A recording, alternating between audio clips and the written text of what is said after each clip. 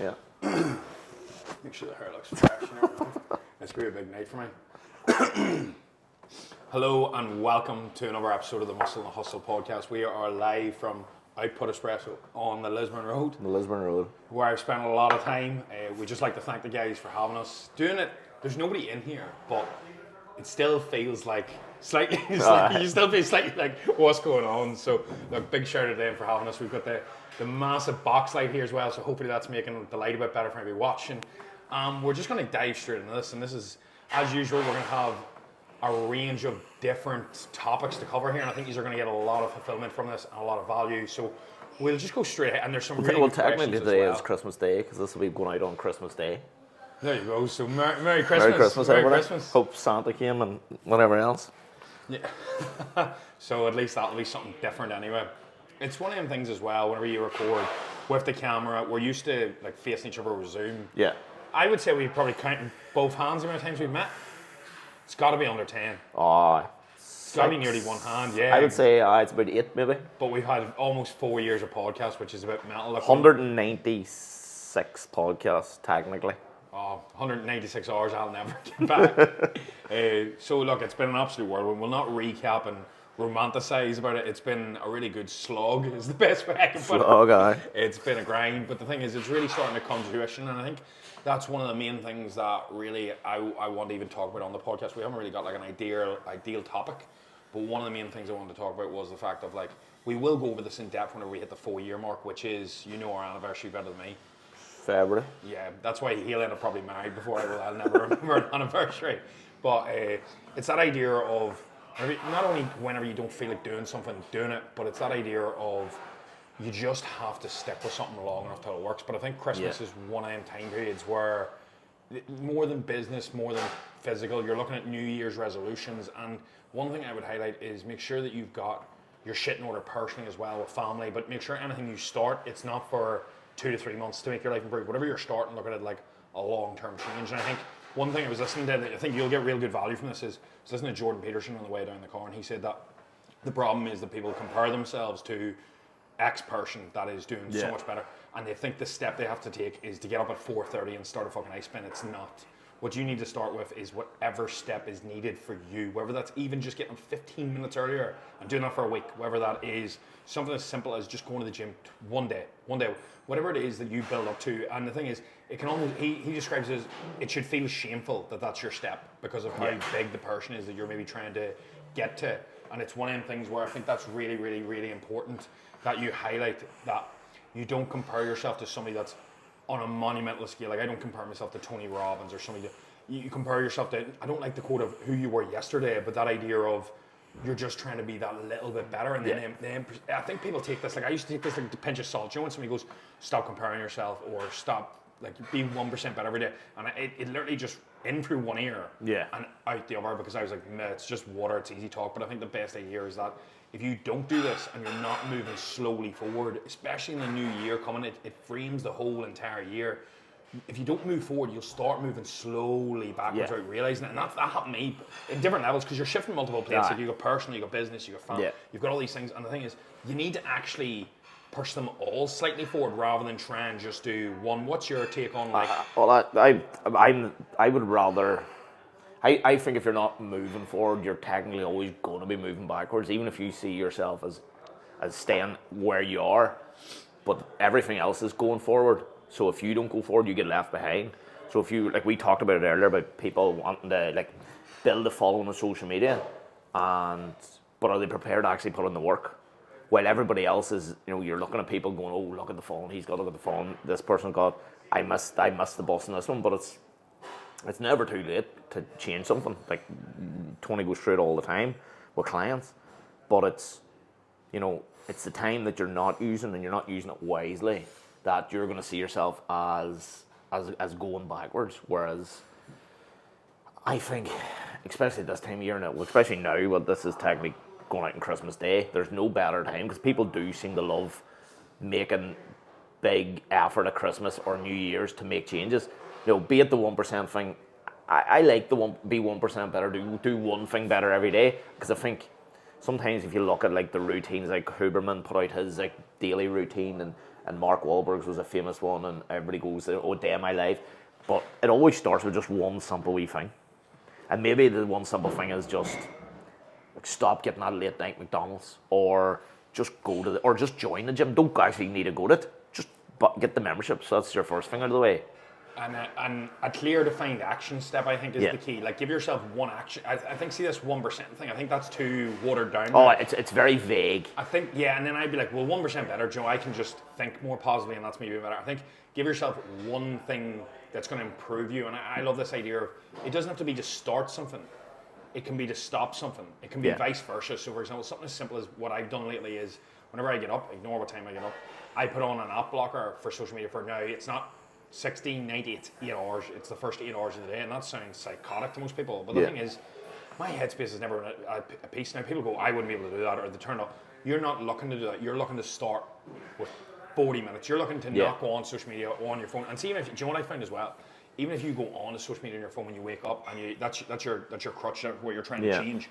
Just catch yourself on and go, oh, I'm not supposed to be doing that. Yeah. And then lock your phone. I did that last night, actually. Yeah, you've not failed. You've caught yourself mid-flow. It's like, it's such an important part, because I think that's the problem. People are like, well, Tony never is on social media for 8 hours. I feel that sometimes. Do you know, it's a case of, but I pick myself up just, and it's that small incremental difference that I think is key. And the problem is we usually look at the mountain, and that's why I love Christmas, though, is the sense of it's one of the time periods where people actually get to slow down. Yeah. You get reflection, and you get. I love this word that I heard in that podcast earlier, Chris Wells and thing was inflection, because a lot of people it's inward, and the problem is when people reflect, they reflect on everything they're doing, whereas reflect on how that makes you feel. And I think that's really, really key for the year going forward. And some key things that I be sort of highlighting to people is like, what would make 2024 great for you? What does, not what you think is ideal, what would make a good year? And don't put limits on it. Don't be extreme, but actually realistically, because whenever I ask people like, what's your ideal day, you could actually probably live it right now, like within terms. And the problem is people don't. But that inward reflection is absolutely such a gift, and I love the fact that people actually take a breather at this stage, and you get an actual clear vision on what the years to go. Like, you don't do it enough. Like, I do a quarter. You do it, but then you've trained yourself to do it. I think a lot of, like, the weird thing is it takes a major thing to happen in someone's life, be it like a breakup, be it a death, be it someone, to you reflect, or Christmas. Everybody reflects at Christmas and New Year's, and they do start the year with the right intentions, but then they slip back because, you know, maybe you've been doing it for the last 10 years, and you lie to yourself. Everybody lies to themselves, their New Year's resolutions, or people go and do dry January every year, and come the third week they go for pints, and there's nothing wrong with that. But it's just, if you're sitting here now listening to this podcast, or listening to loads of podcasts, and like we talked about it before, everybody's the 4-hour work week, but nobody implements in it. Nobody implements 99% of books that they read about. And you could tell another person to read that book, go, that's the best book I've ever read. But if you actually think to yourself, have you ever implemented anything from these books? Like, rarely. Like, even like, I'm the same. Like, I've read so many books, and this is gonna go against them. I think books make you smarter, but I actually think there's quicker ways to learn now. They can hold you back, because especially if you like, a lot of people pick one person and go, he's got it sussed. And then they jump and go, no, he's got it sussed. Oh, no, he's got it sussed. Instead of going, you know what? We always talk about it. Find what works for you. Because what works for Tony, 100% does not work for me. But what also works for me is his worst nightmare. Like the chaos of my life would be, with the lack of routine, would send him up the wall. But the way he's strict on himself and his routine, his gym, his early mornings, I physically couldn't do it unless everything, like I would have to change vocation, but that's okay, because everybody is completely different. But the problem is, you can talk and talk and talk about making changes, and you can tell other people about making changes. You can probably even preach to other people about making changes. But now, if you're listening to this podcast now, there is no better time to actually hold yourself accountable to it. Maybe tell 2 or 3 people, maybe tell your wife, tell your girlfriend, tell your boyfriend, and go, right, in the new year, or even start tomorrow, this is what's going to change, and I'm going to have the year of my life. And write down, Tony be better at talking about, actually like scripting it out and writing things down and journaling to get a better, accountability on it. But it's one of those things where the chances are if you're listening to this podcast, you are kind of into self-development or betterment in general. But if you really sit down and ask yourself, have you changed anything since you started this journey? Maybe you started reading books, now you're into podcasts. Like, I see a lot of changes in Tony since we started this podcast. I've seen a lot of changes in myself. He's got Fat Tony video came up the other day, and I had a good wee laugh when he was. I don't remember him being that big until he put up that video the other day, and I was just like, "Fuck me, lad." The size of you. When we used to get Tony to check his sugar levels in the podcast.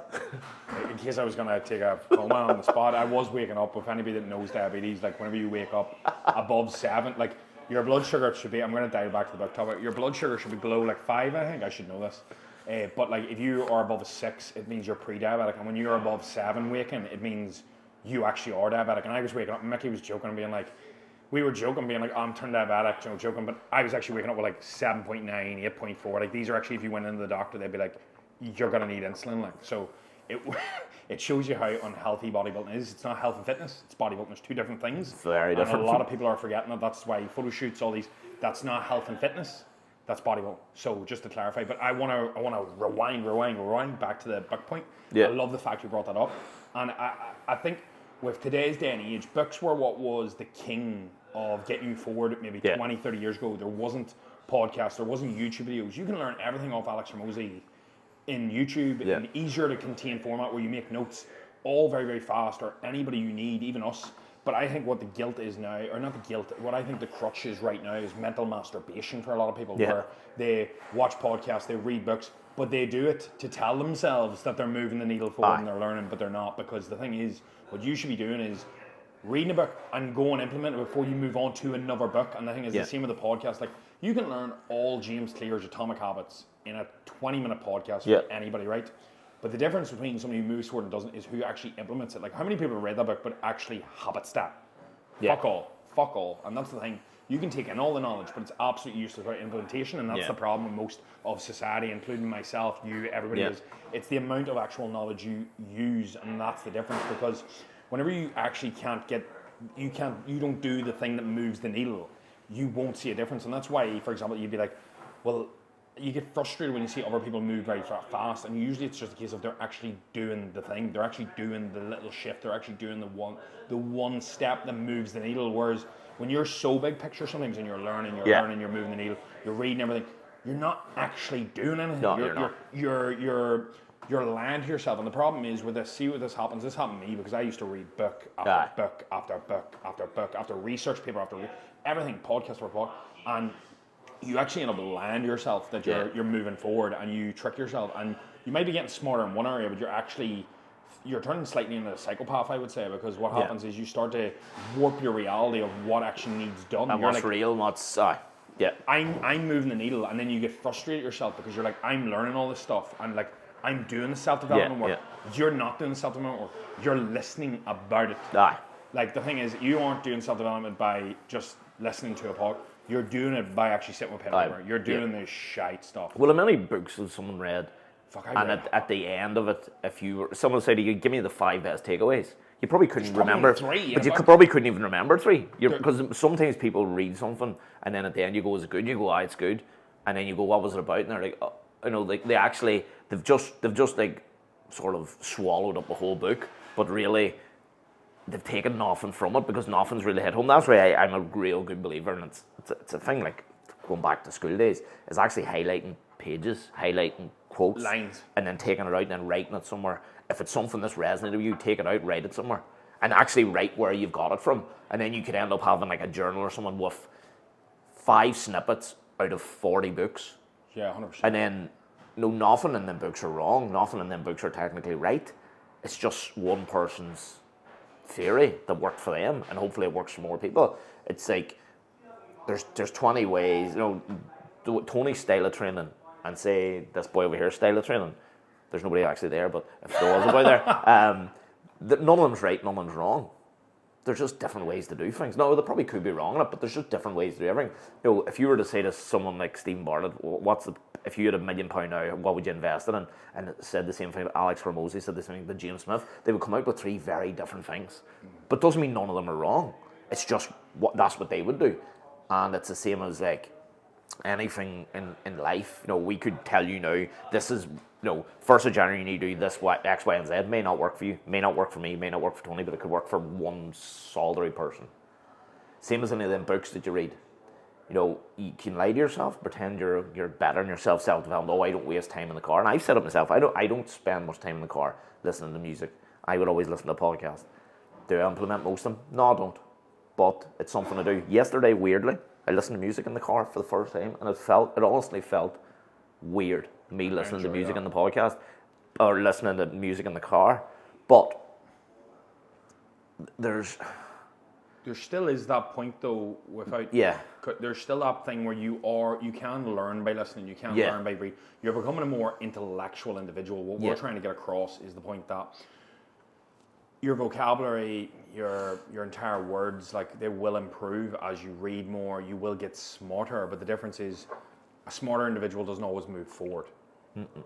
Sometimes it's the person who's actually willing to do the work in the small area, and that's why sometimes you'll hear me say, I haven't always been the smartest person, but I'll always just go, right, what is the step? Like, for example, when I went to therapy, the therapist got very pissed off because I kept saying, what's my action steps for the week? And they were like, there's nothing. You're just like, learn about yourself. And like, I need to be moving the needle in some regard, in some extent, so that I know there's been progress made. So it actually frustrates me. Whereas the thing is, you will still learn, you still adapt, you still move forward, you still will self-improve by listening, but it's one of the things where it's just that extra wee nudge. And I think even from I just think that books is a really, really nice one, because I think a lot of people will hopefully have got books for Christmas and we haven't, fucking lighting them on fire. But it's just one of the things. Do you know where I'll actually be today when this releases? I'll be somewhere in the Caribbean. Well, that's all right. I'll be in Bangor. Yes. I'll not actually be. Yeah, that's what I was going to say. You'll be in Miami. I'll be on a cruise round. I think we'll be on the way to the Bahamas. It's a tough life, guys. Oh, it's a hard life. So if there's a takeaway from this, it's become an online fitness coach. Hard to beat. And then you can be in the Bahamas at the moment. Mum, Dad. Would it be Turkey? You missed out Turkey, didn't you? Oh no, I'll not miss that. I'll not be worried about that. I'll be lying in my speedos in the sun, no sweat at all, no stress at all. Sure, last year we went to Dublin. We don't do Christmas. What if this popped into my head the other day? This is a total side tangent to bring the mood down a wee bit. Yeah, let's spin off. Wi-Fi on boats and ships are notoriously bad. Oh well, I'd say so. We're in the middle of and it can cost you a fortune if you buy I will buy the top tier package. I'll just be on because you're gonna have to keep the reels going, like. Yeah, the reels will still be floating. Like, you'll still see everything. It'll be a nightmare for me to upload videos. God love my editor. He'll be cracking up because they'll speed. In terms of questions, we have some Christmas questions, do we? Questions we haven't really got quite. We've got. They're not Christmas. They're questions. Funny, kind of. They're let's bring thought provoking. We should have probably started this and then dived down the road. I feel this will be good. Well, we got one. Right. This is. Go. Why do round pizzas come in square boxes? Because a round box would be a nightmare, wouldn't it? I don't know. This is thought-provoking stuff here. It's definitely harder to make a box circle. That's exactly. It's probably for stacking and stuff. People will be impressed by how easily I solved that. That was very. Now this is the big one, right? Is cereal soup? No. Why not? Because it's like sugary sweets in liquid. I don't know. I'm just here to put you on the spot here. Soup, like I know what you mean, because people will be like, well, there's bits in soup like minestrone and vegetable soup and all. But the thing is, like, to me, because there is cold soups. I get where the point is come from. Yeah, but like even gazpacho or whatever. But what makes a soup then? Or if you were to say to someone, describe a soup, you would go like a watery, a liquid-based thing with things in it. I would say, this is how you know it's soup. This is how you know it's soup. This will solve the problem. Because you could argue that Weetabix is a soup, but it's not.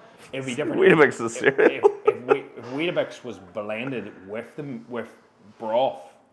So you know when Weetabix, or you know when Weetabix disintegrate, you know it gets all mushy. Yeah, but is it a soup then? No, it wouldn't be, because it would have to be more liquid than like bits, if you get me. It would have to go in, like it would need to be near blended, like it would need to be broth for hours, I think.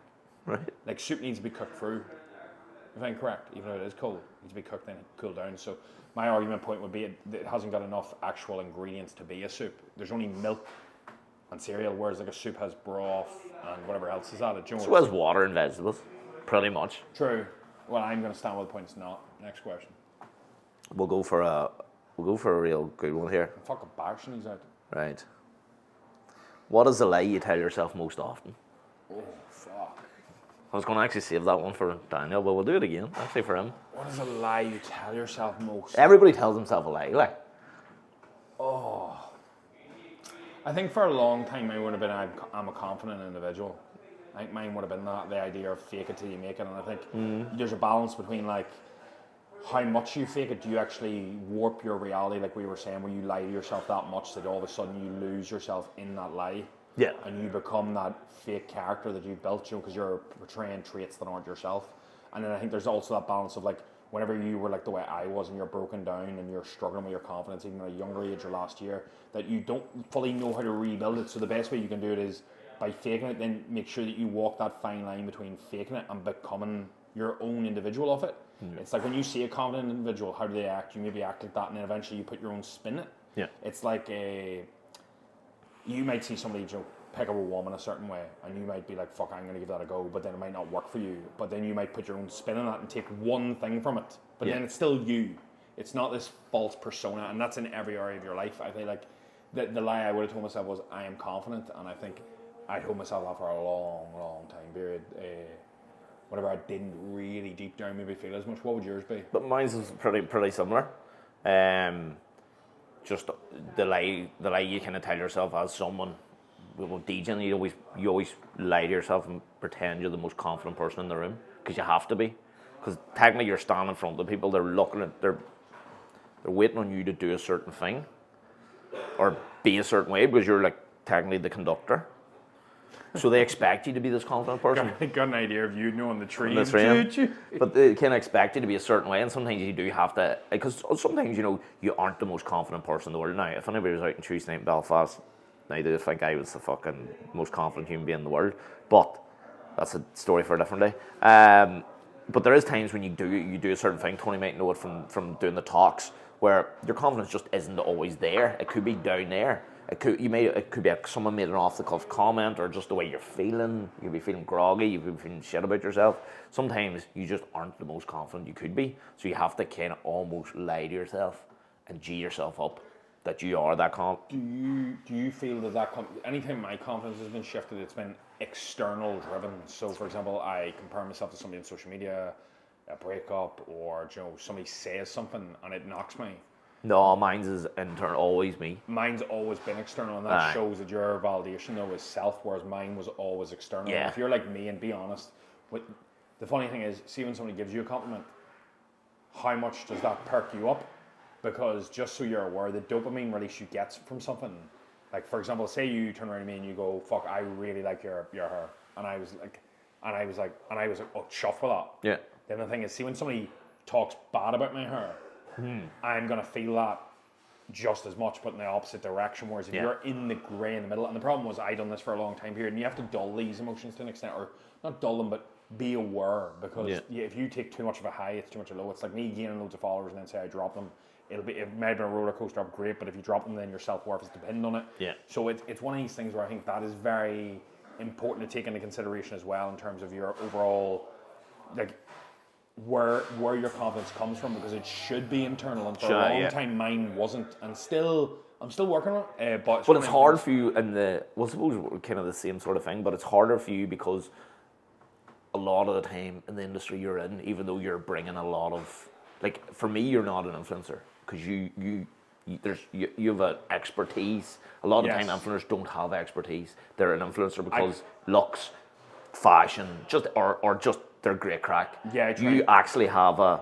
I know what you mean. There's a difference between an influencer and, I don't like to say it, but an expert in a field. Exactly. Where I feel sometimes if I was to call you an influencer, I feel that as derogatory for you, because the term is derogatory because you're something. You're not that you're something. You've got an expertise and you've trained to be a certain thing, Influencer implies that you've got your job through fame. And my job, and then I don't like the word fame, but the following initially came after. So it's like I've got it off the back of my job, where it's you got it off the back of something else, and now you've capitalized on it. Exactly. Versus I was already making fucking 300-400k a year with about 1,500 followers. So it's one of them things where like people are like, oh, you must be loaded down. I'm like, people be like. I actually probably get, now that I probably get, don't get me wrong, I have the platform and the apps and I'm making really good money for property and mentorship and all this, but I would actually get less one-to-one coaching applications now than when I had 100,000. See, people probably look and think it's too expensive.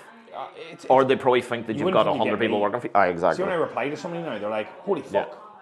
They're like, that isn't you. And I'm like, mate, what do you think I'd be at half the day? It's fucking dead. Well, like, just a side tangent, I was listening to a podcast the other day. There was one of the biggest OnlyFans girls in America was on it, and she said that she lost 80,000 people in a day because one of her ex-employees posted that she was the one replying to people in the OnlyFans, and that was like broke all these fellas' hearts. And she was like, so she was doing $30 a month, and she lost 80,000 people in a day. And she was just be a half-wit to believe that that woman's talking to you. But then again, if you're paying for OnlyFans, like you're probably not the most fucking savvy human being. I feel like for an individual though, if you're one of these people that, don't get me wrong, I've watched porn and I'm all for if you need to masturbate, mate, work away. I'm not that sort of individual. It's completely person dependent. But I believe if you're the sort of person who pays for that says everything I need to know about you. I know that sounds horrible. Yeah. And that's not, if you get triggered by that and you're listening, I just want you to realize that like that's meant in the best way possible. If that makes sense for you, because sometimes you need a harsh reality. Like I remember being very young and almost paying for the likes of Pornhub, like almost paying for it. And like you're laughing at that, and I know there'll be other men that'll laugh at that and thing, but like there'll be other people. Because there's just not enough of the videos for you. No, I just think it was one of them things where I don't know if there was ads or something. Joe, I don't know. I remember at some stage. That's when you know you're making too much money. Not fucking recent. I was probably about 7. I probably couldn't afford it. That was my issue. But the thing is, there'll be other people that like. That spoke volumes about the type of individual I was back then. I was taking drugs. I wanted escapism. And that's what it was all about. Well, I can always tell when you go on a stag do the boys that are dying to go to strip clubs. Easy. And I'm like, things aren't that good at home. And there's anybody that knows me and has ever been on a stag do me, I fucking hate strip clubs. No, I just cannot get my head around it. Like I just can't get my head around it.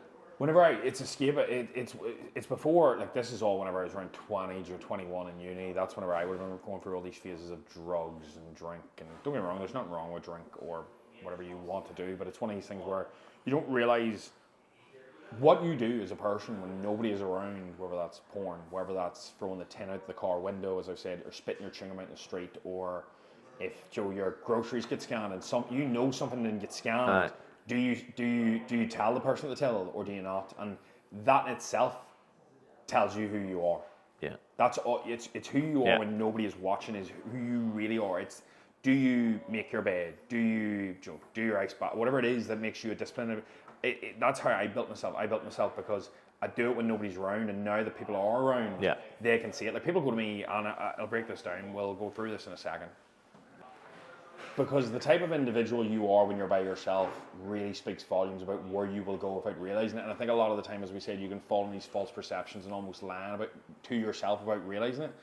And then you almost feel guilty for not getting to the place or feel frustrated with where you are because you don't realise it, but you've actually been off guard with this and you've allowed these ideologies, these perceptions of the world to flow in. And I think that problem is then your expectation, your perception, and your actual work on yourself as an individual is all in different areas to where you think it is.